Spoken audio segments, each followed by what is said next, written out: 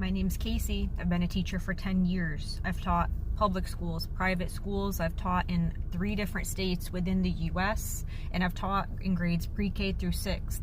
Something I wish I knew when I was a new teacher that nobody told me, or maybe they did tell me and I just didn't listen, is positive reinforcement is your best friend. Okay. Now, before y'all come at me and say, well, there is times for negative reinforcement too, and you have to give consequences, and positive reinforcement doesn't work for every kid, and okay, relax. I know. Okay. There are times for that. But the times for that are actually way less than what we like to act like they are.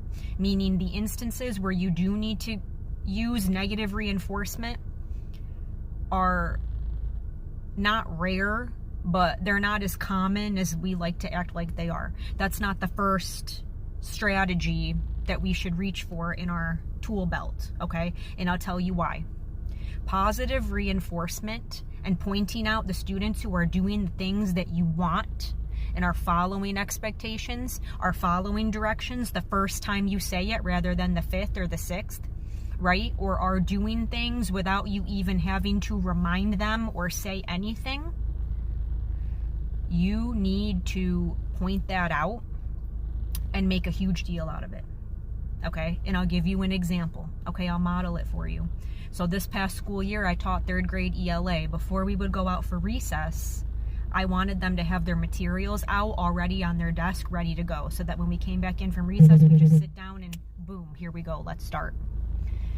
There were some that just for whatever reason could not meet that requirement. Okay, they just were never putting their materials out. I was having to remind them daily, and I was kind of getting annoyed. So what I did was, the ones who I noticed had their materials out without me even having to say anything, this is what I did. I love how so-and-so got their reading materials out. They're ready to go. And look, they even put them in a nice little stack on their desk with their pencil right next to it.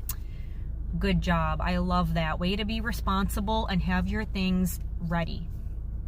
Well, guess what? I had to say that one time.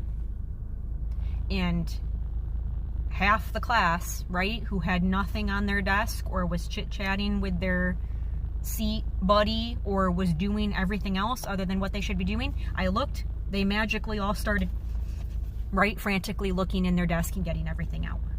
It works.